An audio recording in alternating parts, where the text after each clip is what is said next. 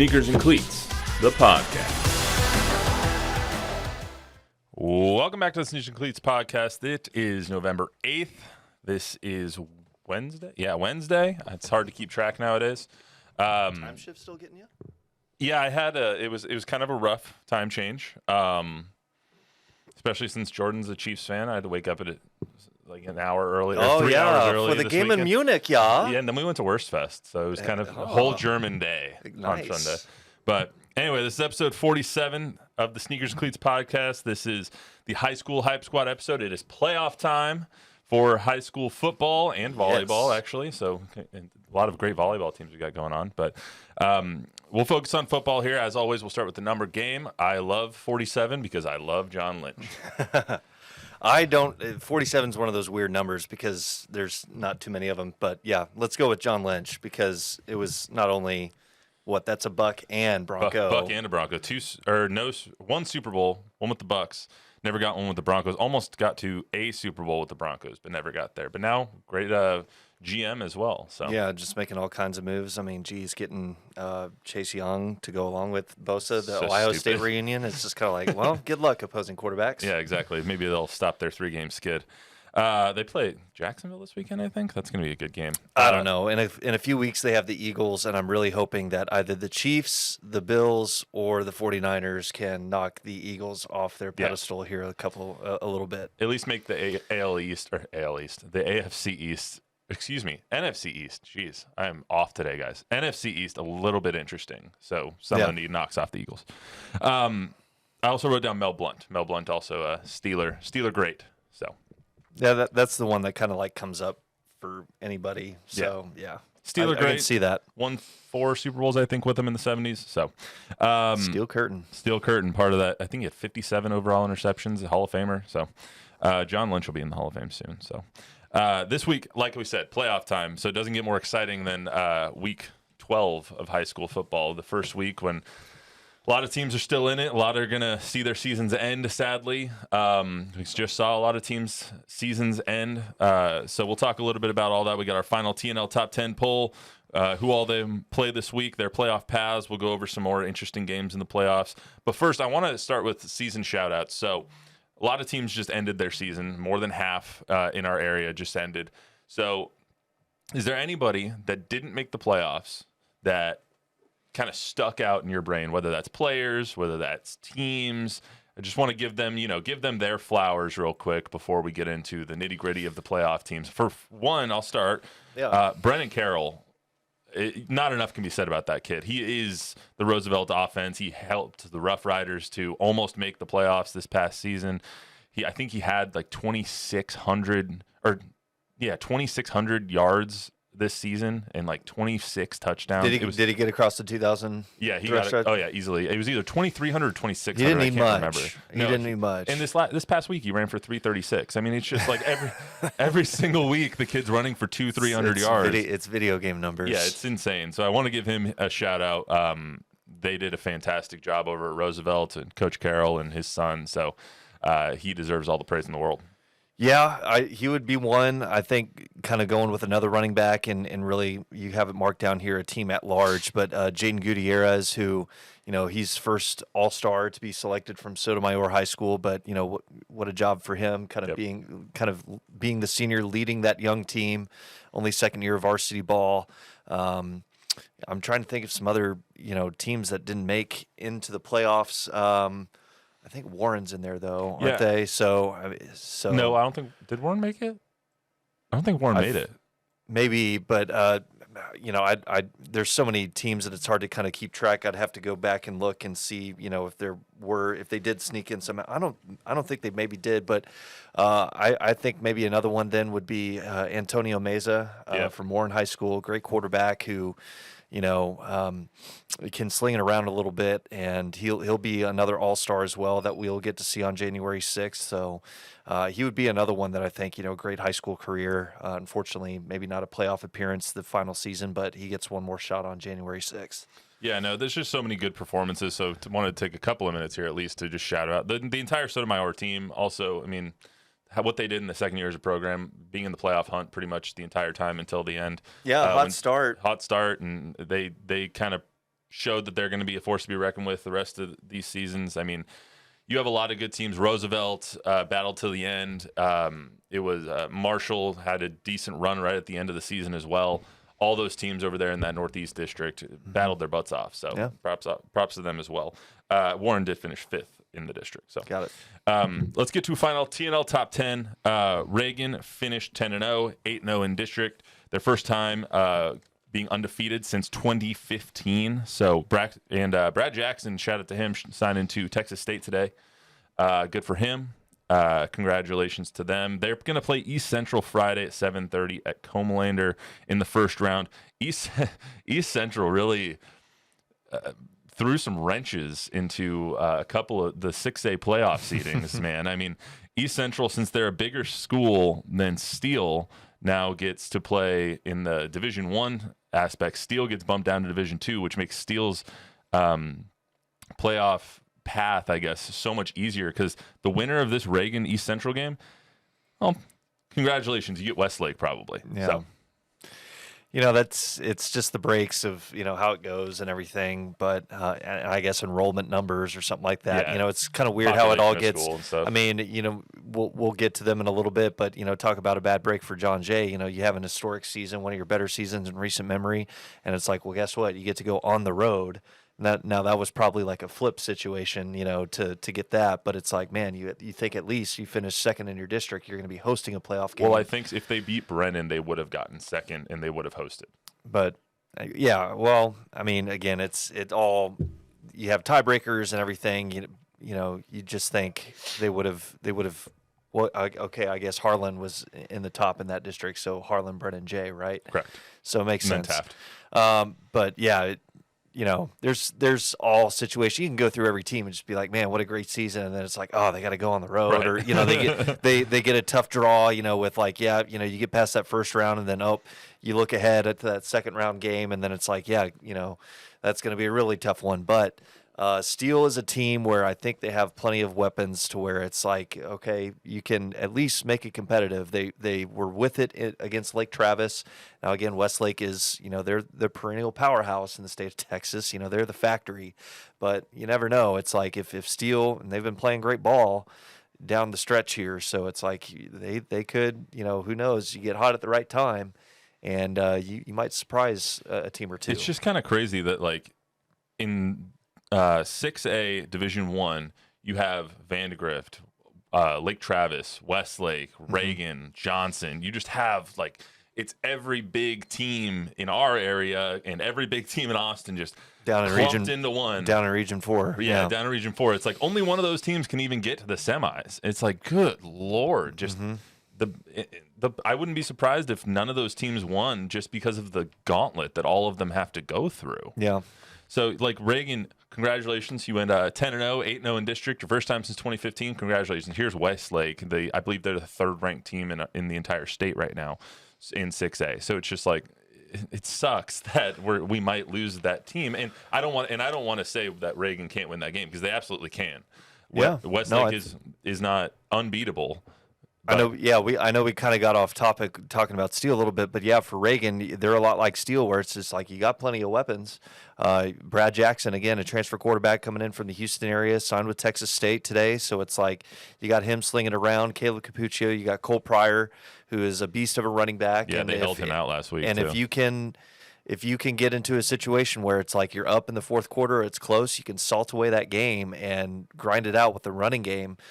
I really like Reagan in a game like that. So now, granted, they're going to have a tough test with East Central too. Yeah, I don't want to walk over East Central. We're not getting. It's like that's a good opening test as well. And Austin Vivier, a great playmaker, is going to be all over the field, literally. Offense, defense, special teams. So that's going to be a fun one. I mean, granted, it's nice for Reagan. They're in friendly territory, familiar territory, playing at Comalander Stadium. So that one's going to be a lot of fun to be at, watching those two get at it. Yeah, quick shout out to East Central. I mean, they were defeated pretty much this whole season, and then their last 2 weeks, they win their last two games. Last one being, I think they were up by 7 with 2 minutes left in the fourth quarter in their last week against San Marcos. Got 2 pick sixes and an offensive touchdown. Ended up winning by like 25. but they made the playoffs over Clemens with just 2 wins in district just because of their last 2 weeks. So it's just a huge testament to that program over at East Central. It's like you could have given up, and instead you made the playoffs. You get to at least see a playoff game in your area against Reagan, and it was a really good testament to the Hornets over there. But anyway, Reagan, I think that Reagan will probably win that game. They'll probably go on to face Westlake, and then we'll have game of the year potential next week against Westlake with, I believe, Reagan's 16th in the state out of 128 6A teams, and Westlake is 3 or 4, something like that. Should be fun. I mean, I'm looking forward to this game. When is it, on Friday here? Will that Reagan and East Central get together? Yeah, Friday, 7 o'clock, 7:30. 7:30. So, yeah, that one I'm looking for. That's going to be one of the ones between two. It's an all-local game between two really good programs. I like what Coach Hubbard does at East Central. He gets his guys playing the right way and everything. So that one's going to be a lot of fun. And these two teams actually played each other, I believe, a couple of years ago. So, it's playoffs. So, man, anything can happen. Exactly. It's high school football. Anything can happen, man. Let's get to our second team. Is Steele. There's not a lot of changes in the TNL top 10. I think it was just our 10th team that changed. Burbank made its way into the top 10. But second team in TNL top 10 is 9-1, 5-0 in district Steele. Their only loss of the season to Lake Travis, and they won't have to play them in the playoffs. So that's a good thing for Steele. Like I said, they play Brandeis 7 o'clock on Thursday, so tomorrow night over at Lenhoff. So I'm not going to – should be a pretty good game. Brandeis gave – Reagan all they could handle in the first half last week. So Brandeis can compete with anybody. Brandeis historically a very good program, and definitely the best run out tunnel in our area. I mean, their blow up tunnel is massive, pretty phenomenal. Yeah. I saw it last week for one of the first times that actually saw the process of them blowing up. It takes a whole team of people to get that thing up. So props to them. But like I said, Steele got helped out tremendously by East Central. So East Central win means Steele has to play Brandeis in the first round instead of Johnson. That moves Johnson to D1, and now Johnson basically has to play New Braunfels and then either Lake Travis or Vandegrift. So we'll talk about that in a second. But they also have an easier second-round matchup. They were going to have to play Vandegrift or Lake Travis. Now they get McNeil or Bowie. So huge help to them in their draw. In the third round, they could even play Harlan if both teams win out. So that would be pretty amazing if that were to happen. Yeah, it would be fun. Again, another matchup here where you can't overlook that first round, a by-district game between Brandeis, the young quarter, or I guess he's a senior filial at Brandeis. Hopefully he's healthy and ready to go. I know he kind of ran into maybe some injury issues. He went down in the first half last week. Okay, this past week I thought it might have been the week before, but he's gotten banged up a little bit a couple of times this season. Yeah, last week against Reagan, I think it was right before the half he got. And I know earlier in the season too, he kind of ran into that, just kind of banged up a little bit. And you want everybody at full strength for these games and stuff. Just for the fact that. These teams have worked so hard to get to this point. You want everybody healthy so they can settle on the field with all their horses at play. And so I do like Steele in this one, just in the way that they're playing. Their defense is really good, and they're Chad Warner has a bunch of offensive weapons to throw to. But Brandeis, man, they've got a really solid defense too. A couple of all-stars on that defensive side, Jacob Voss, and there's another linebacker that his name escapes me at the moment. It's not Tyler Trevor Short. Those two guys on the back half of that defense, yep. It's going to be a fun test for those Steel Knights to try and move the ball. They like to chuck it, but with Jacob back there calling the shots in the secondary, and then Trevor running the linebacker spot, that's going to be a lot of fun to see. Yeah, and your guy Jonathan Hatton as well. I mean, back there behind Chad Warner, it's like, pick your poison. What do you want to do? Do you want to cover Jalen Cooper out there? You want to cover Jonathan Hatton? You want to cover Royal Capel, or do you want to cover Jalen Cooper? What do you want to do? Yep. Pick your poison here. If Steele's one of those teams, it's like if they're all clicking, it's going to be hard pressed to beat that team. I mean, they're obviously one of the best teams in the state for a reason, and if they're clicking on all cylinders, which honestly they've rarely done this season, you've seen them kind of put it all together. First game against Brennan, that might have been I don't know whether that was great Steele or bad Brennan at that point.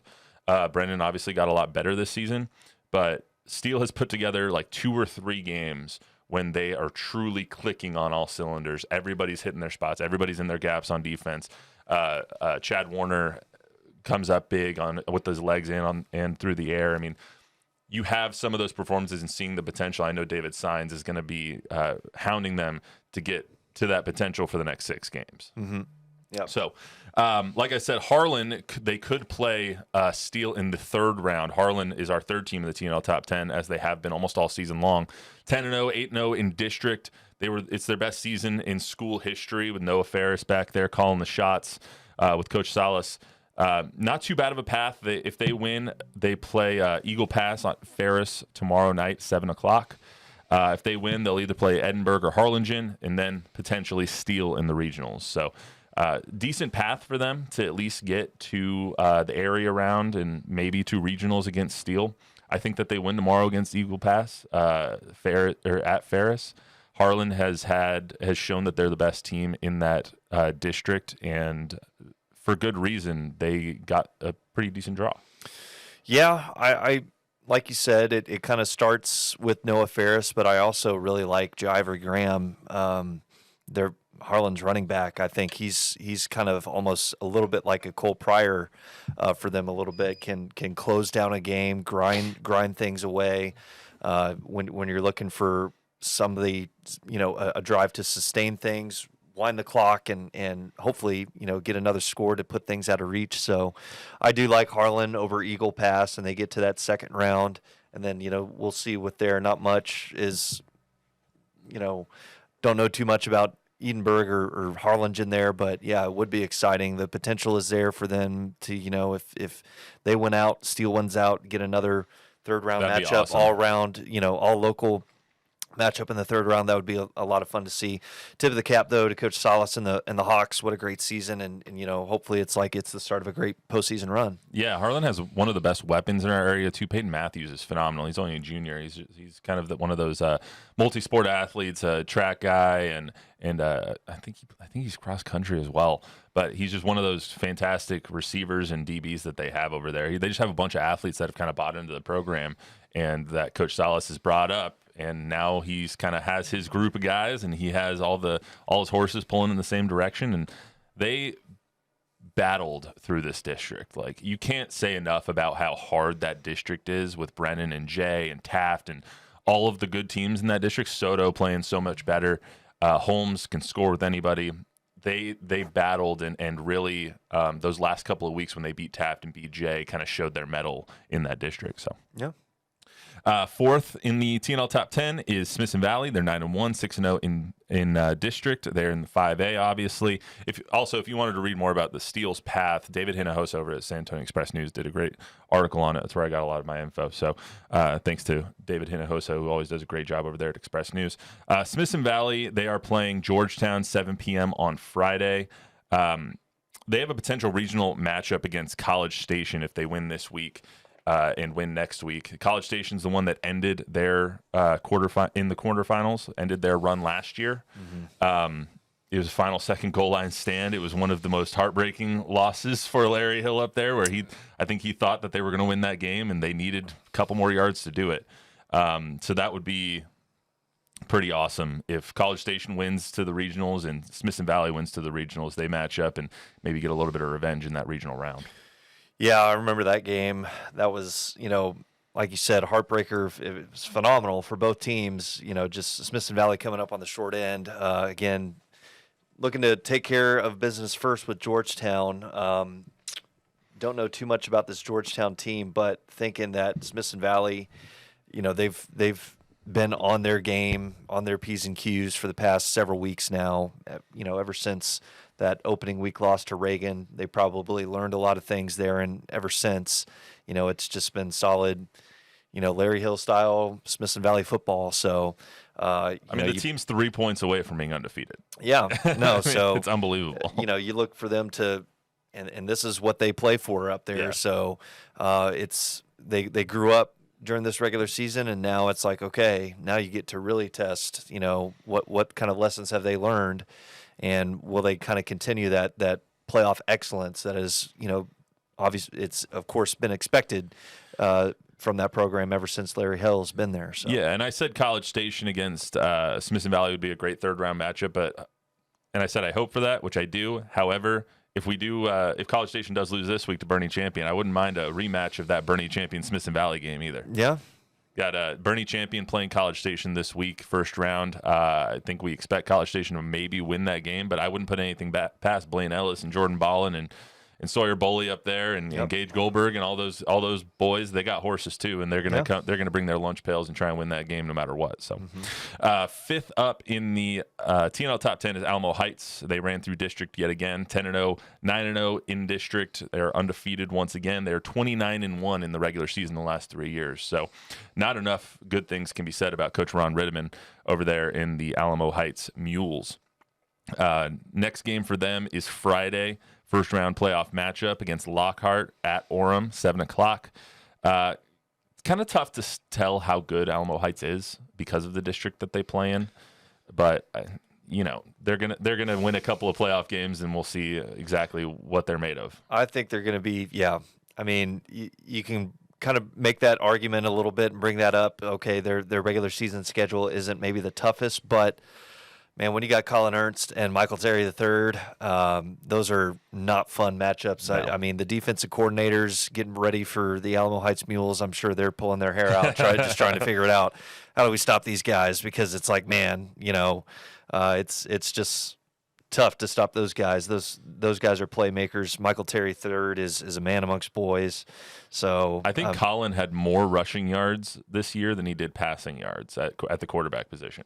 Okay. Well, it seems like every highlight we look at, he's just running for 80 yards and a touchdown, isn't it? Yeah, but it just goes to show, he can beat you with the legs or the arm. So, that's going to be fun to see, just how they attack it and spread the ball around a little bit, because it's a multifaceted offense that can, ground and pound you or beat you over the top. If they get that ground game going, look for the play action, go over the top, and see you later. Yeah, Alamo Heights, 6th-ranked team in 5A Division II. If they win, I believe if they win 2 matchups, they would have a regional matchup with Piper if Piper also wins their first 2 games, which would be really cool. Piper, the 9th-ranked team in the area, 9th-ranked team in the state in just their second year as a program at the varsity level. So it's pretty impressive what Piper's getting to. We'll get to them in a second. Alamo Heights also would match up against Liberty Hill in the quarterfinals if they get there, and if Liberty Hill gets there as well. Liberty Hill, not as good as maybe they usually are. Right. We've seen them lose a couple of games this year. But I know that if Ron Ritteman and the Alamo Heights Mules get to the quarterfinals and play Liberty Hill, who has knocked them out of the playoffs 2 years in a row. Last year we saw them, and I think they were up. I want to say Alamo Heights was up 14, 17 points in that game. Liberty Hill came back and won it in the last minute. It was a heartbreaker for the Mules, and because I know that last year they thought that was their year, and with Red Anderson and all those boys, but God, that would be an exciting matchup to see that in the quarters. It won't be hard for Alamo Heights to get up to that game. Absolutely not. Get up for that game if they if they find the Liberty Hill squad waiting for them. So yeah, that one's going to be a fun one. Yeah, that would be really good. But I mean, I hope that Piper and Alamo Heights get to the regionals. That would be a really, really fun matchup for 2 local area teams. We'll get to Piper in a second. But Johnson is our 6th team in the TNL top 10, 9-1, 7-1 in district. Only loss was to Reagan in a pretty close game all the way through. They play New Braunfels Friday, 7:30 at Heroes, I believe. At the first look, I mean, it's just a horrible draw for them. I mean, if they beat New Braunfels, which is no layup, we know that New Braunfels is a squad, 2nd place in that district. Yep. They play Vandegrift or Lake Travis. Vandegrift, I think I expect to win that game, but Lake Travis obviously is one of the best teams in the country, in the state. Vandegrift, I think, is the 2nd, 3rd ranked team in the state. They have Deuce Adams over there, and his brother. Deuce threw 1 pick all year. I think he has 2,600 yards and 26 touchdowns and a pick. There's a reason he's going to Louisville. So it's just looking at it, I felt bad because Johnson has had such a great year, and you would want to see them at least in the 3rd, 4th round. But there's just so many damn good teams in 6A. Yeah, I mean, well, welcome to big boy football in Texas, exactly. So, but I mean, man, when you have guys like Bubba Johnson, King Johnson, and I mean you got Ty Hawkins, a TCU commit as a junior. Yeah. It's like, man, it's like you got the studs to do it, so why not?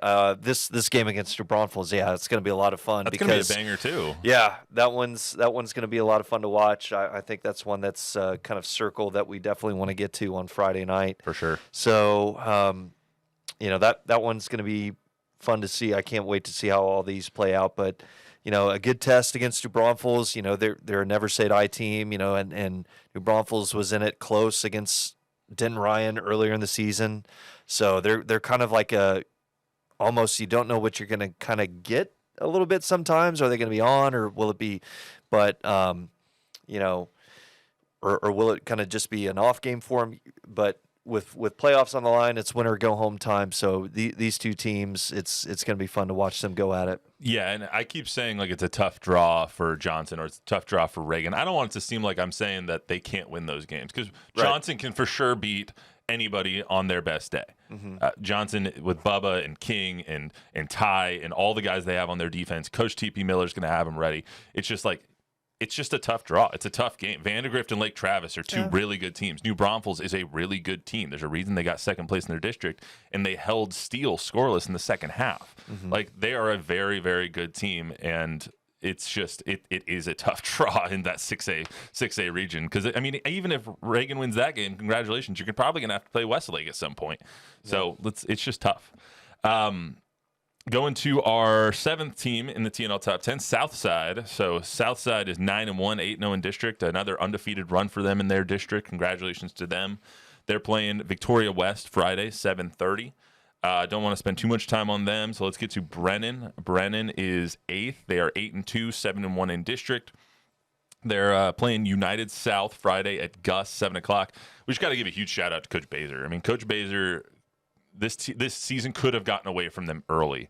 And instead of that happening, they finished 8-2. They beat Jay the last week of the season to get the second place in their district. They have a home game now in the first round. I mean, it's just not enough good things can be said about Coach Baser and the Brennan Bears and what they accomplished this year after starting out just about as rough as it could have started. Yeah, lots of growing up on this roster. So, we kind of talked about them last week. It'd be interesting to see what the percentage is of the guys who started that week one game against Steele and how many of them are still playing now and just the experience. There's no substitution for that.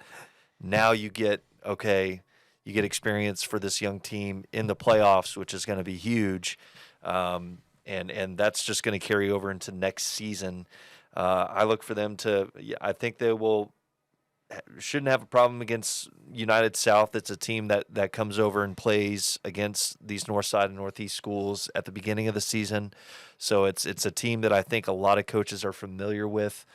Shouldn't be really too many surprises. Plus, getting a home game, you don't have to travel all the way out to Laredo. That's a long bus ride. So, it's so helpful that they get to come here.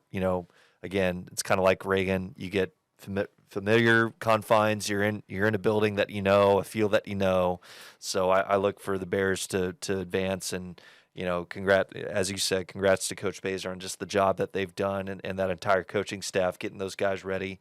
I'm not sure who would be for their second round. Yeah, but second round I don't know. Third round would be the other one. Okay, but yeah, I think the Bears are going to be moving on to the second round. I would chalk that one up.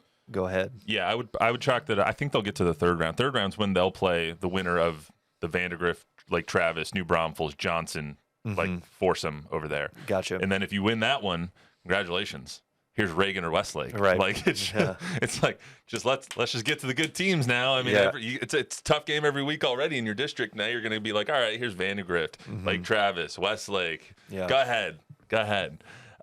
But Brendan, much better team now than they were at the beginning of the season when they lost to Steele. I think if they played that game again now, it would be a much, much, much, much better game than it was week one. A little closer, I think. Yeah. It'd be much closer now. I think Steele still comes out on top, but I think they saw what Steele can do, and it's just like, all right, there's no reason we can't get to that level too, and Absolutely. they've reached that, throughout the course of this season. Yep. Ninth team in the TNL top 10 is Pipers, and I touched on them a little bit earlier. We'll get to them a little bit more now. 9-1 overall, 6-0 in district. Huge shout out to Coach Nick Rogers over there. Winning district, going 9-1 in just the second season of their program.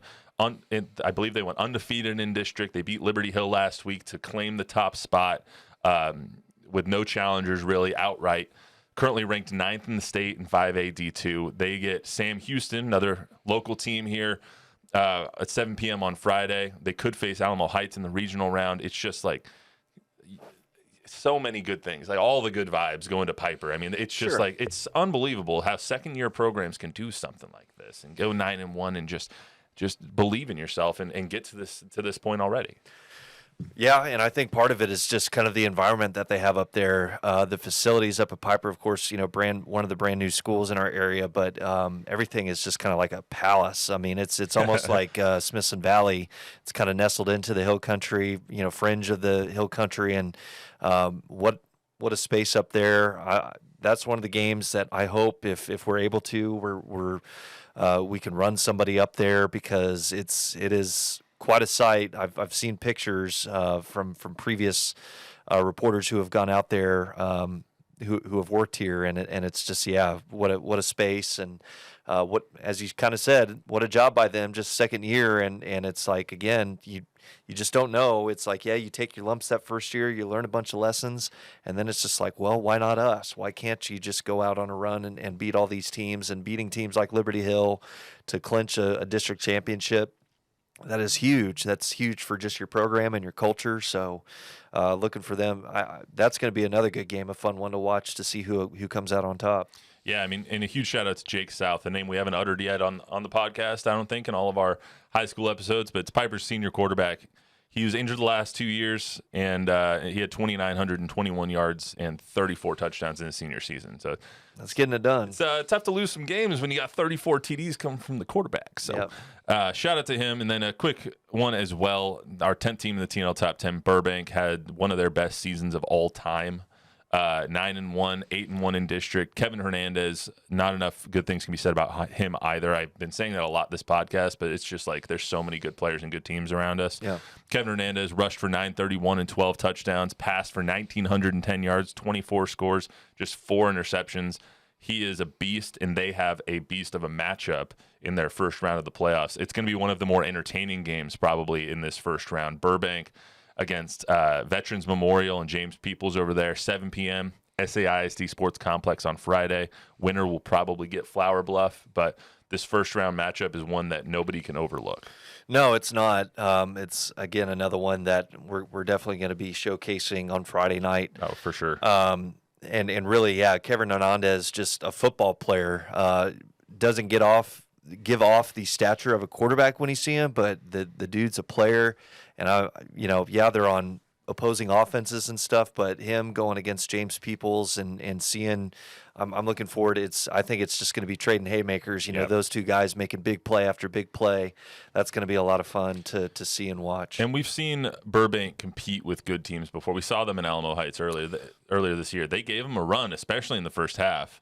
And then Alamo Heights' depth runs away. Sure. And it was also a little bit into the third quarter, too. It was just close. And as you mentioned, Alamo Heights, their depth just kind of pulls away. And, Hernandez, they've got a few more weapons than maybe Burbank does. But, you can't overlook what Kevin Hernandez can do. He's just a fun playmaker. Right.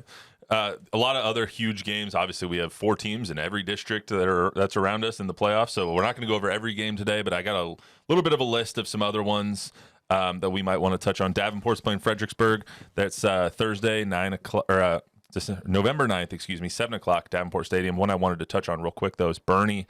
They're playing Taylor. Bernie is just Shea Hendricks up there and Jackson Bays and who has been hurt all season. For them to go 9-1 and still have a chance at a state title after losing your starting quarterback is unbelievable. Oh, well, I mean, state runner-ups from last year. Exactly.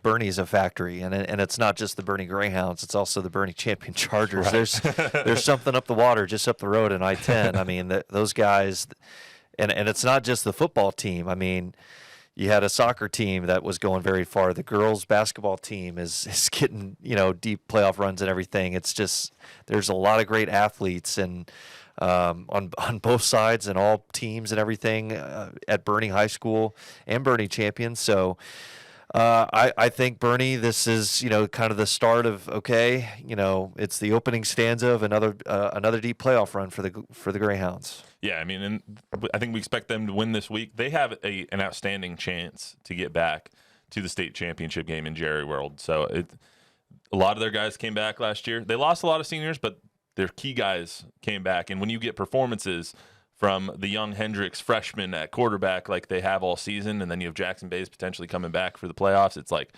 you can do anything, man. Yep. So Somerset's playing Burnett on Thursday as well. Let's get to some Friday game. The interesting Friday game that we haven't touched on yet is Clark and Judson. Mm-hmm. That's 7:30 Friday at Ferris. I will probably be going to that one, I would assume. We don't know where everyone's going yet, but that's near our station, so we like to go over to Ferris. Winner plays Dripping Springs in the second round, most likely, but Clark and Judson's just an interesting matchup. Clark has had a good year. Mm-hmm. They have a lot of weapons. Philip Metzger at quarterback is really good. Yep. And Judson's just a tough team to gauge, man. Coach Soto always has his guys ready. They've been in almost every game that they've had, but they're 3-7 on the season. It's like it's tough to gauge how good they are. Yeah, and they've played. You look at Judson's schedule; they've played a lot of really solid teams, and that 3-7 record is misleading a little bit, just because you're in a team that only has, or in a district, I should say, that only has 6 teams in it. So those wins and losses are magnified even more when it comes to district play. But Judson, they've got athletes now. Nathaniel Stanley, Isaiah Favela, tossing the ball around and everything. So, that one is. Yes, that is one that we're circling as, we want to make sure that we're at that one, because that's going to be a fun game to just see how it plays out, and Clark, they've gone through the gauntlet of a schedule too, just playing in their district week in and week out. So that one's going to be fun to see who comes out on top. Yeah, it's just going to be really. That's going to be like when we're putting all the scores into our scripts and stuff like that on Friday, I'm going to be consistently asking, like, okay, what's the Judson score? What's the Judson? Just because I really don't know who's going to win the game. Mm-hmm. I think Clark's a very good team. We saw them against Roosevelt, and they didn't have their best day a couple of weeks ago on TNL. Obviously, no TNL this week. Congratulations, and thank you to everybody who puts that together as well. I was going to do that shout-out later. But also, it's just like we saw Judson against Clemens. Also didn't have their best day. We see Judson play Steele. Didn't have their best day. We saw them barely lose to New Braunfels, who is a very good team. I just don't know what to think of either of these guys when they're playing up against each other.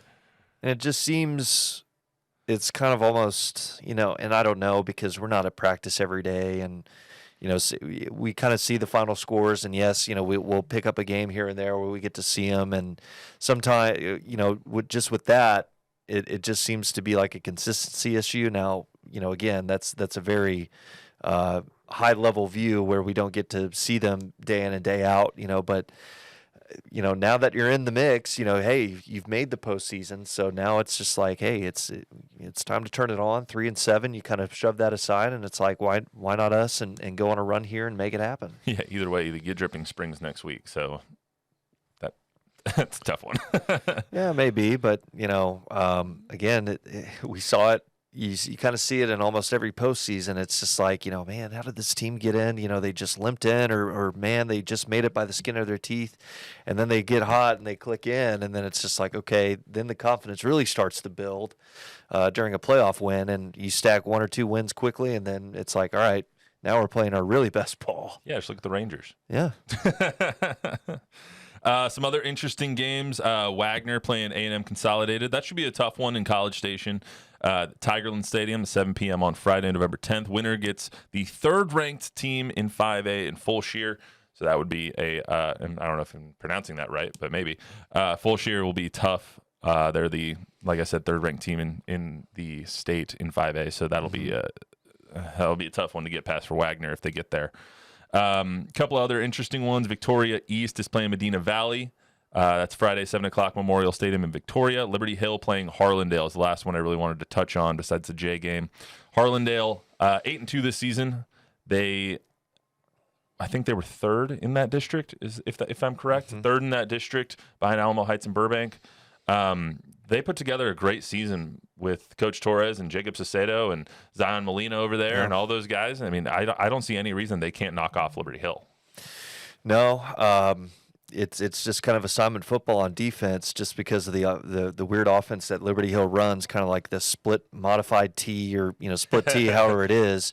A little bit kind of like Wagner. It's kind of what they run too. They like to run the ball. So if your defense keeps its eye discipline and everybody does their job and sticks with their assignment and everything, you can kind of lock them down a little bit. And being at a couple of Harlandale games down the stretch here, Michael Palomino is a playmaker at wide receiver, so it's not just ground and pound for the Indians. So that one should be another interesting one to just see. Hey, I feel like it's kind of a toss up. Maybe Harlandale can run with Liberty Hill just a little bit. And the last one I want to get to, Laredo Alexander's playing Jay. Jay's reward for an 8-2 season is going to Laredo. 3 p.m. Saturday, November 11th. Winner of that one will get Weslaco or Mission, and then probably Dripping Springs. Or if Judson and Clark can knock off Dripping Springs, and they'll play them in the third round. But just a tough draw for Jay. It's such a great season that they had with Jackson Gutierrez and Coach Gutierrez over there, and all the boys that they have on that team. It's just like, damn, I wish they were here, Sure, but I guess maybe look at it with a little bit of a silver lining where it's like, okay, you get an extra day to prepare for this. Sure, it's a long bus ride out to get to Laredo and play a game on a Saturday afternoon, but man, is it going to feel nice? You get that win, get that one out of the way, and it's like, all right, now we're going to the next one. I have them penciled in as getting past, that first round. I think their rushing attack is just so good. Plus, when that rushing game gets really good and those defenses start to stack the box a little bit, Jackson has shown, he can toss it around a little bit, and they've got some playmakers at receiver that can get behind a defense and gash you. Yeah, man, they got some boys, and there's no reason they can't win that game. There's no reason they can't win the second game either. So that is all we got for this episode of the High School Hype Squad on the Sneakers Cleats podcast. It is week 12 for us, and we look forward to being here the next couple of weeks as well. That's when the teams start to get whittled down. So, well, I'm looking forward to, man, you win those first two, and then you're going to start talking about having turkey legs at practice and everything, and that's the big tradition that everybody's that's kind of like the first benchmark. You get to that Thanksgiving week, and it's like, all right, yeah, we have a turkey leg at practice. That means we're having a pretty darn good season. You know who's looking forward to a couple of weeks from now the most? Betsy Calderon. Our digital person. We appreciate you, Betsy. That helps us with scores every week. She's like, she doesn't know anything, really doesn't know that much about football, and so we've been teaching her all season. And I think we've molded her into really knowing about high school football this year. Yeah, I think so. Well, she's been a big help, and we couldn't do Friday nights without her. Absolutely not. And like I said a little bit earlier, I just wanted to give a quick shout out all the TNL team, Chris Kotfis and everybody that puts it on, Don and Chuck for letting me be a part of it, and everybody did a fantastic job this year. Chris Kotfis is literally the godfather of TNL. Yeah. He is unquestioned producer and everything extraordinaire. Makes that ship run. Yeah, nothing could happen without Chris Kotfis. So Brian Watts, Bryce, shout out guys. Oscar, everybody over there does a great job. So that's all we got for you today on the High School Hype Squad edition of Sneakers Cleats podcast. We'll be back on Friday. Wemby playing tonight in the Garden. Talk about that on Friday. Man, it looks like a zoo up there already. Yeah, I'm sure. Do you think he's going to have just side note? How do you think tonight goes for him in the Garden under the lights with everybody watching on ESPN? Well, I mean, it's world's most famous arena. I think he puts on a show. It's not. He's got his feet wet now. It's 2 weeks in. He kind of knows the drill now. So. Sure, there's maybe a little bit more attention, but I don't think he even pays attention to that. It's just kind of like, whatever. It's like, now it's time to play basketball. Bold prediction, they will not allow 86 points in the first half. Like they did against the Pacers. Yeah. That was ridiculous. The defense, they're still, again, it's early. They're still trying to figure out how to play with each other. I mean, and you don't want him to just sit in the paint, because it's like, man, he can guard the 3-point line too. It was a tough night coming off back-to-back. So, Sure. quick reminder, you can get this podcast wherever you get your podcast and on YouTube. Please download, subscribe, rate, review, tell a friend, tell an enemy, give us a 5-star rating, give us some feedback. We will see you right back here on Friday on the Sneakers Cleats podcast.